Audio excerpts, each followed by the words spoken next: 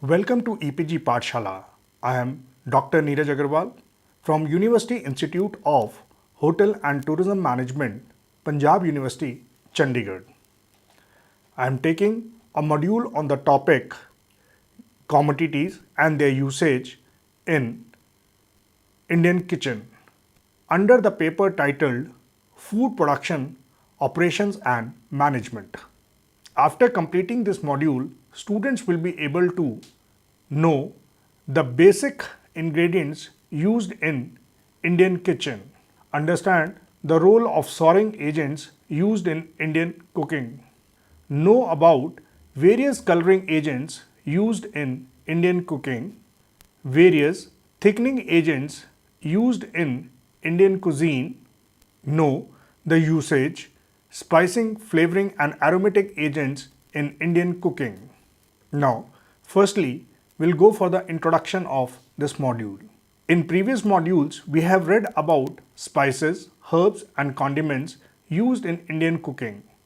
In this module, we'll be reading about other condiments that are used for the specific role in Indian food such as adding, sources, coloring, thickening, tenderizing, spicing and flavoring the food. Now, firstly, we are going to discuss about pulses and lentils. Dal or lentil is the staple food in every Indian home. Both the rich and the common person who lives on the street enjoys it. A large percentage of Indians are vegetarians and the lentils have long been part of the indigenous diet as a common source of protein. Dal or lentils are cooked practically daily in almost every Indian home. Vegetarian or not, each region has its own favorites and cooking methods. Dal can range from spicy, sweet to scorching hot soup like. Now, we are going to discuss about types of Indian lentils. Number of Indian lentils are used in Indian cooking. Some of the common dal are chana dal. The word chana dal means split chickpea. Chana dal is baby chickpea that have been split and polished. The most popular legume in India.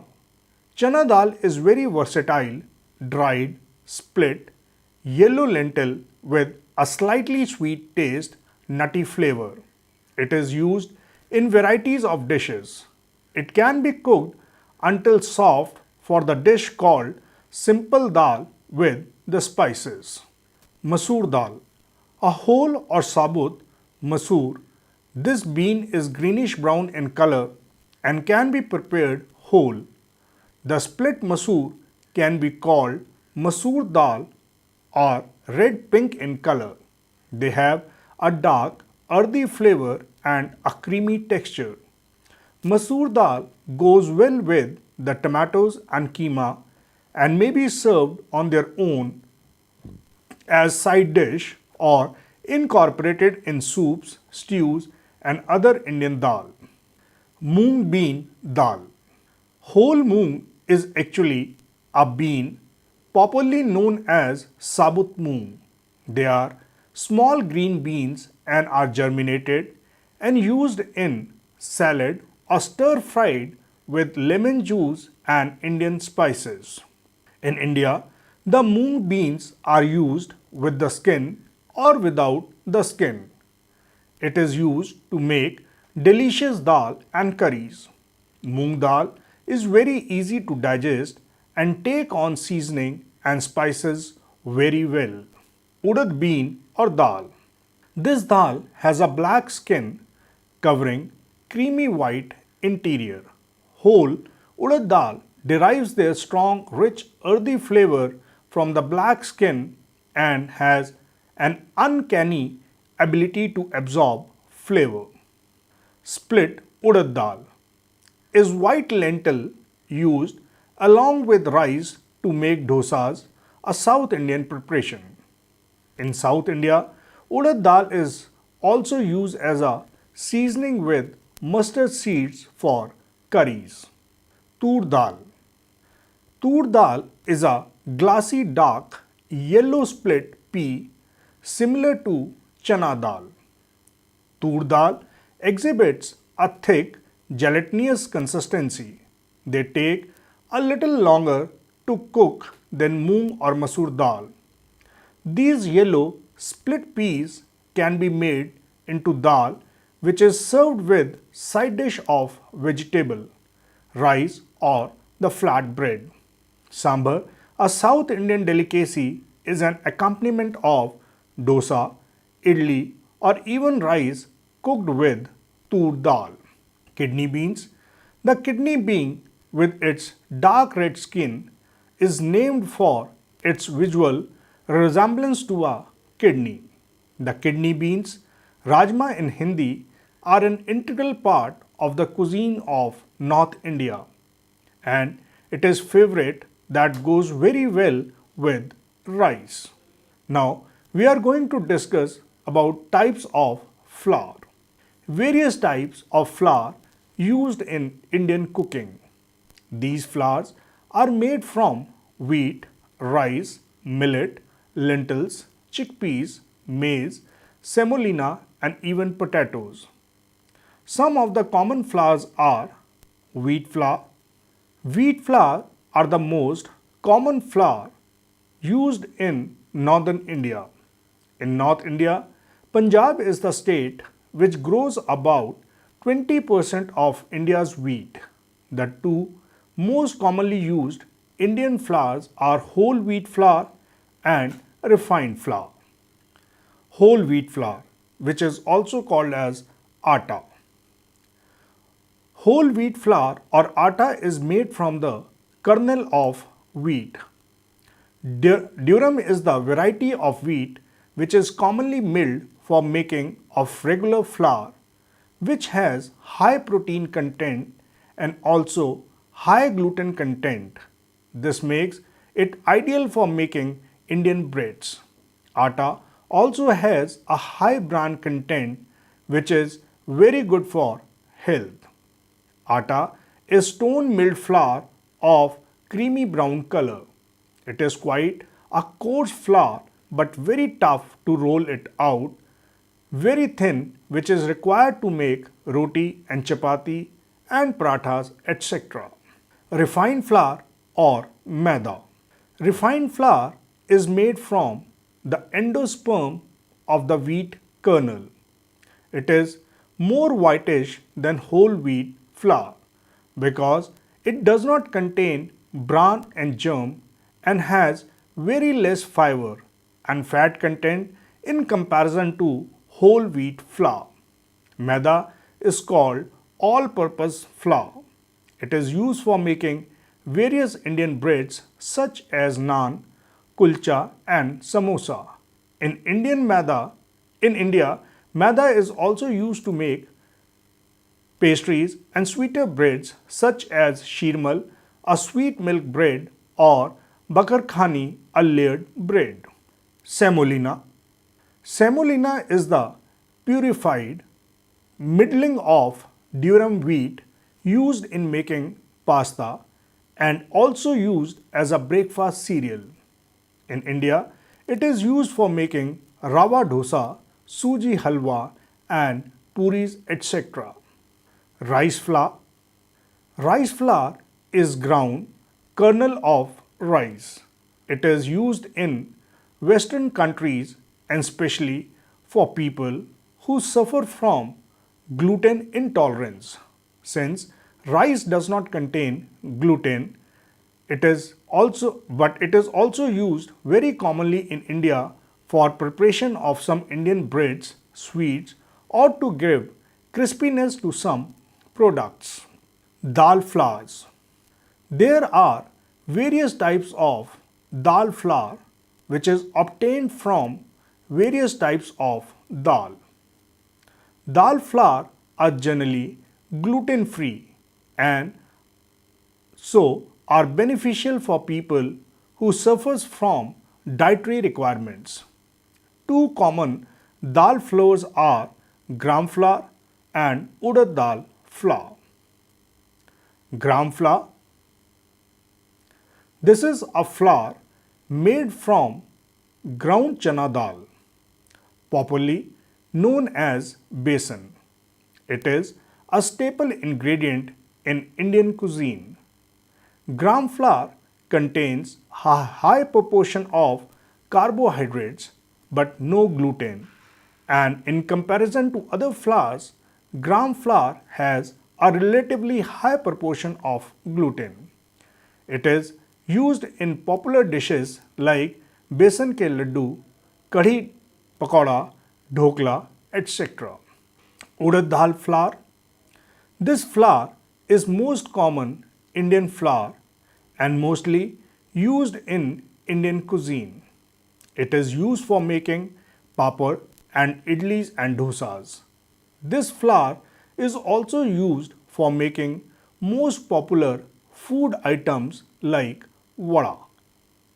Now we are going to discuss about types of rice. In India, people love to cook long grain rice.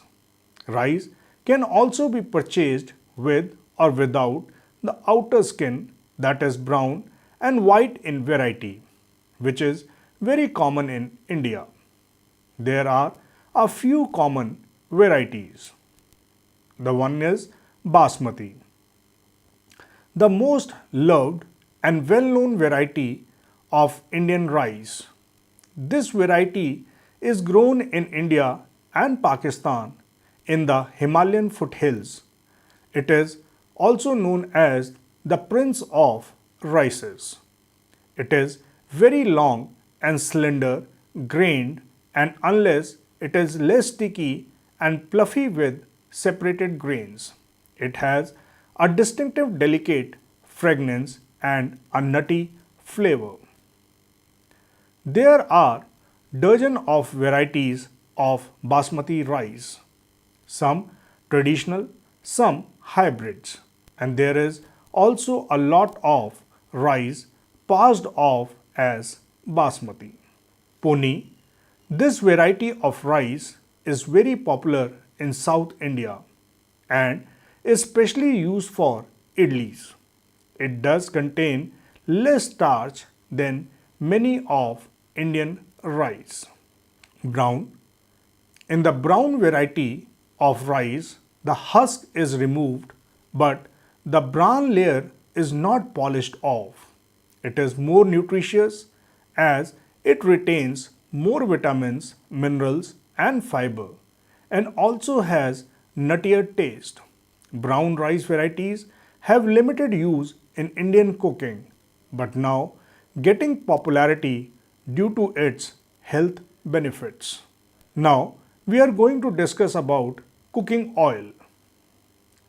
Cooking oils play an important role in Indian cooking and impart distinct flavor to various regional dishes. The two most common cooking oils in Indian food are ghee and mustard oil.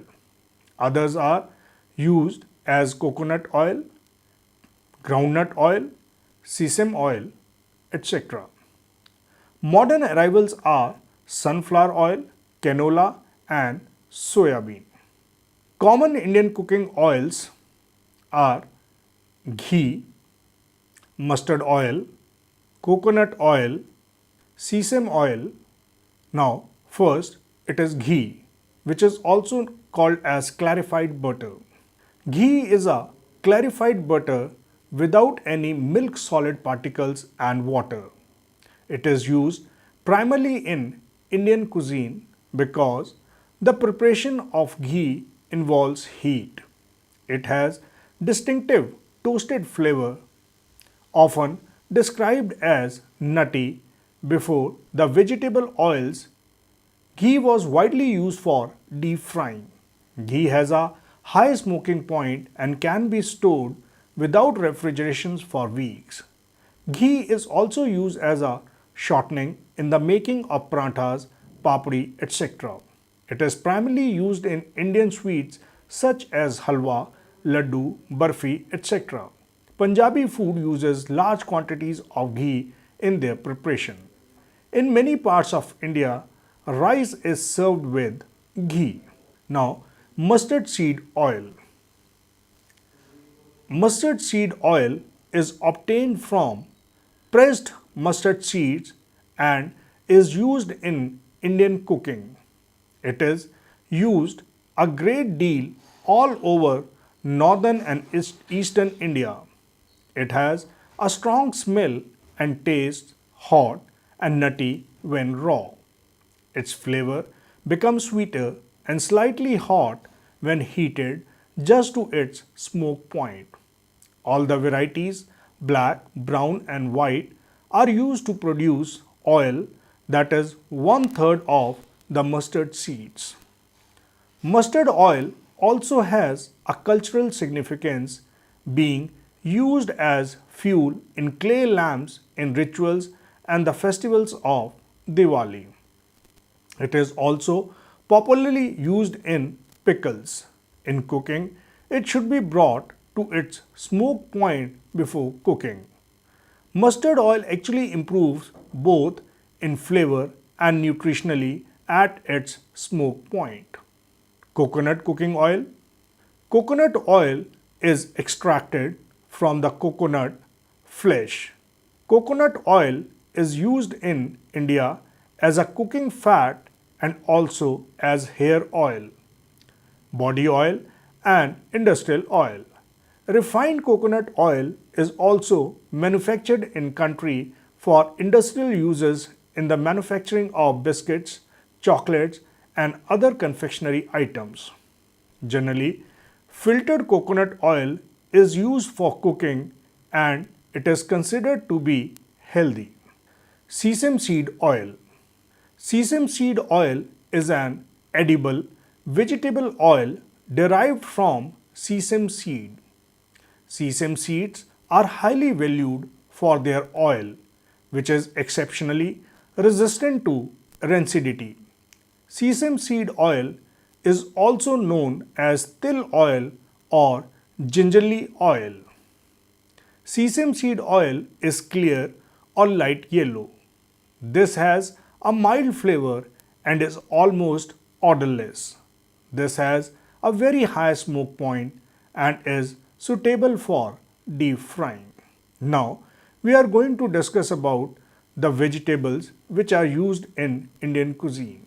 The term vegetable is used to describe the tender, edible shoot, leaves, fruits, and root of plants and spices that are consumed whole or in part, raw or cooked as a supplement to starchy foods and meat. Indian vegetables, of course, a good number are common throughout the world. India has the world's largest number of vegetarians. Many communities in India have always been vegetarian due to regional and religious influence. Many Indians who do not regularly follow a vegetarian diet may adopt one during religious festivals. The Indian vegetarian cuisine is very diverse and elaborated. Every Indian state has unique vegetarian dishes to offer. Most of the Indian sweet dishes are prepared without egg and basically from milk products and are therefore all vegetarian in nature. Now we are going to discuss the different thickening agents used in Indian kitchen. Onion pyaj. Onions are invariably used in most Indian dishes for gravy. They are finely chopped or pureed and first fried in hot oil in a thick bottom. Regular stirring is required during this process of frying onions. Onions are cooked until they are turning brown. Onions are usually fried with ginger, garlic, and green pepper to give bulk to the gravy and also make it healthy and flavorful. Thick or heavy cream. It was embedded into Indian cuisine. Cream gives nice rich taste to the dish. It is mainly used in meat curries and some vegetable curries like palak paneer, kofta curry, or mixed vegetable curry. It is mostly added at the end of the cooking. As soon as the curry is done, lower the heat, add the cream and simmer for few minutes and serve. Nuts and seeds. Ground nuts, seeds, and sesame seeds are used widely as thickening agent in gravies around the country. They were introduced by the Mughals. Nuts not only give texture to the curry but also provide very good flavor if cooked with care. Mustard seeds. Mustard seeds are used for gravy only in some parts of India like Bengal and Goa. Ground seeds are used as a paste to coat the fish or chicken before cooking. The paste give them flavor as well as some gravy. In Bengal, mustard seeds are used as thickening agent in meats and vegetable dishes too. Peanut or Moongfali. Peanuts are native to Gujarat, many parts of southern India and are widely used as a thickening agents in curries of these regions. Lentils. Lentils are used as a thickening agent in many dishes like dhansak and khichdi. They are ground first or cooked and then ground and mixed with the basic onion, ginger and garlic mixture and fried in hot oil before being added to the rest of the ingredients. Coconut and coconut milk. Coconut flesh can either be grated fresh or as a dry powder or soaked in water to extract its milk. Sometimes it is ground to paste with other spices and onion in a curry masala when milk is used. This is added to the curry the end while the curry is cooking. When it is fresh added or is a dry powder, it is added at the end of the preparation in the tempering or tadka. Because coconut cooks very quickly and can burn easily, coconut is used in almost all South Indian dishes. Yogurt or dahi. It can be used at the end of cooking in the gravy. It adds little sourness and a creamy texture to the curry. Now I am going to discuss the different souring agents used in Indian kitchen. The first one is tomatoes. Tomatoes are grown around out the country, an essential part of curry for giving it a beautiful red color and a little sourness. They are usually cooked with onion, ginger, garlic and green chilies to make gravies. Second, curd. It is often used as souring agent in meat preparation and sometimes as a fermenting agent to make some breads like naan and bhatura. Meats are often marinated prior to cooking. Spiced, smoothly beaten yogurt curd gives a creamy as well as a slightly sour taste to the curry. It is also used as a base to make a typical besan curry, that is kadhi, one of the very popular dish from India. Have various variations. Apart from being used as a souring agent in curries, it is also used as thickening agent for gravies. Both plain and hung curd are used in Indian cooking. The third is sirka or vinegar. Vinegar is used to make many preparations of North and South India. As a souring agent, it is often used in areas where there is Portuguese inheritance like Goa, Kerala and Mangalore. It is used in paves cooking also today. Vinegar is popularly used in Goan cuisine to make spicy paste and to add sour taste to the food. The fourth one is tamarind or imli, the most popular souring agent used in South India. Tamarind grow all over India but it is native to South India. The flesh of its ripe fruit is first soaked in water, and the pulp is extracted by filtering and squeezing the pulp through strainer or cheesecloth. This pulp is used in like sambar, chutney and other meat and vegetable dishes. The fifth is lemon or lime or nimbu. Lime is used as a souring agent in the preparation of chutneys and in marinades of meat. It is always used at the end of cooking. It is main salad dressing of tossed green Indian salad and is used in lots of snacks like chaat and bhel puri. It is used to make fresh lemonade drink like shikanji and jaljeera, which is also very popular all over India in the summers. Kokum. It grows mostly in coastal region of southern India.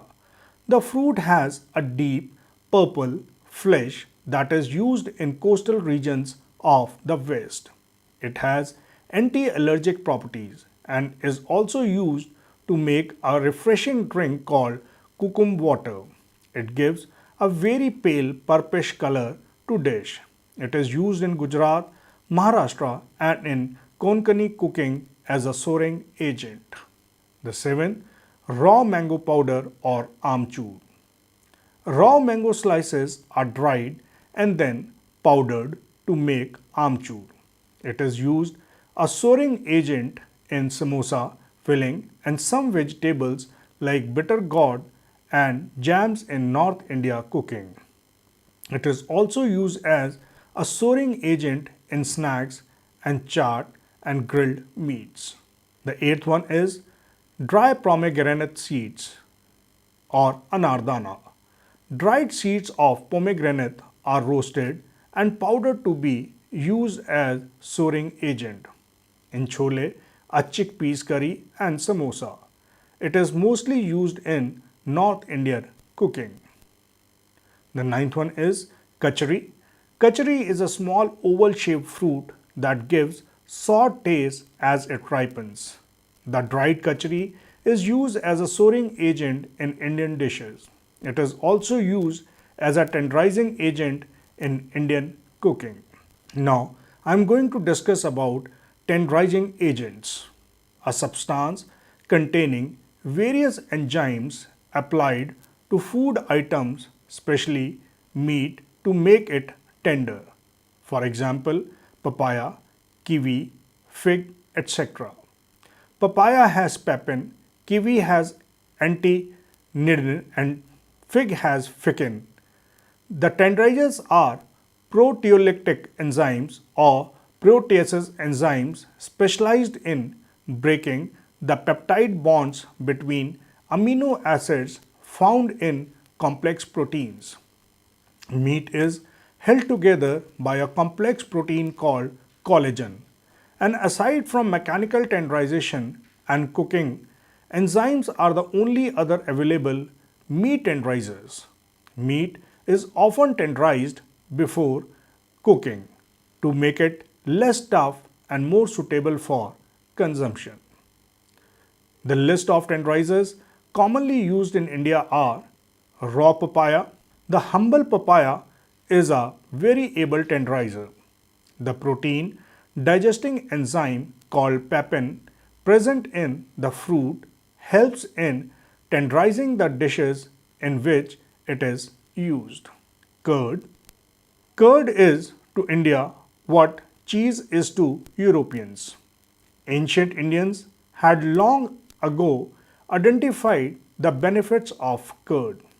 We cannot deny its nutritional value and nor the fact that it helps in digestion tremendously. However, it is the most important tenderizer used in tandoori cooking. The lactic acid that is present in curd helps to break down meat fibers and tenders the product while cooking. It is added at various stages of marination. Lemon. There are 3 to 4 varieties of lemon grown in India. The citric acid present in the fruit helps in tenderizing the tough meat. Kachri. Kachri is not well known to the common man, but it is an excellent tenderizer. It is a wild variety of kumis and is found in Rajasthan, Bengal, Punjab, parts of Maharashtra. Generally, it is dried and powdered before use. The next is vinegar. Vinegar is used mostly in Chinese preparation and that too only to add flavor. But it can also be used as tenderizer in most cases. The presence of acetic acid in vinegar gives it a tenderizing quality. Vinegars are made from grapes and cider remains the most consistently used as tenderizer. One can also go for synthetic vinegar if one wishes. Another one is raw pineapple. Bromelain, an enzyme present in the fruit pineapple, helps in breaking down the active meat fibers. Raw figs. The ficin enzyme present in figs or anjeer act as a tenderizer for tandoori dishes. Tamarind. While most other fruits have only one acid content, tamarind has two very effective acids that help in breaking down the meat fibers, namely citric and tartaric acid. Brown mustard. This might come as a surprise, but even brown mustard or rye is used as a tenderizer in tandoori delicacies. Commercially prepared tenderizers. Prepared meat tenderizers are now available easily in the market worldwide. This has come up as a result of industrialization and huge demand of tandoori products worldwide. But my advice would be to go for the natural ones on any given day except when the natural tenderizers are out of stock. Now, I am going to discuss about the various coloring agents. The spices, herbs and condiments are used in Indian cooking to impart natural color to the curries and also add flavor and aroma. Now, use of spices and condiments as coloring agents. Now, we are going to discuss about different spices and condiments and their usage. The first one is red chili powder. Red chili powder gives a reddish brown to orange color to gravies. Degi mirch or Kashmiri mirch powder adds better color to gravies. Second, red chili paste. Red chili paste gives brightened color than powder. Turmeric gives yellow color to gravies. Garam masala or other dark brown masalas gives deep dark color to gravy if fried in oil. Tomatoes gives natural red color if it is combined with the paste of nuts or curd or boiled onion, then it gives pinkish color. Green paste, coriander, curry leaves, spinach gives bright green color to gravies. It also provides base to gravy if added in bulk. Boiled onion paste gives light pinkish color to gravies. Fried onion paste gives deeper brown color to the gravies. It white nut paste of curd is added, then gives beige color. Saffron adds yellowish color to white dish or gravies. Caramelized sugar. Sugar is used in Indian cooking to add color to curries and dishes. This is popular in Bengal and Goa region. Now, I am going to discuss about different flavoring and aromatic agents. Indian food is full of flavor and aroma, and that is achieved by using many herbs, spices, and condiments such as flower seeds, bark, sap, and many other spices, herbs, and condiments, the major flavoring and aromatic agents. Apart from these, there are some of the condiments that are used for a flavor and aroma in Indian cuisine are rose petal. It is used in various forms like dried, fresh, powder, etc. It is used in kebabs and biryani. Fresh petals are used to decorate desserts. It is very common ingredient in Avdi cuisine. Screw pine or kevra.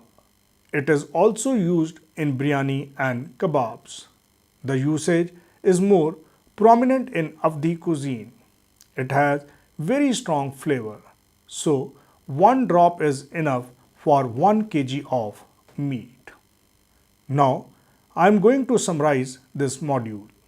In this module, we have discussed about various basic ingredients that play an important role in regular meal of Indians. These ingredients are the base and core of Indian diet and the source of energy. Apart from these basic ingredients, we have discussed about various thickening agents used in Indian food. We have also discussed about various souring agents like lemon, tamarind, kokum, etc. used in different regions of Indian cuisine.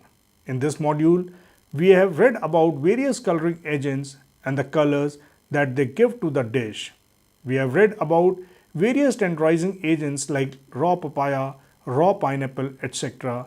and these usage in respective dishes. In this module, we have read about usage of various spices and flavoring agents used in Indian kitchen.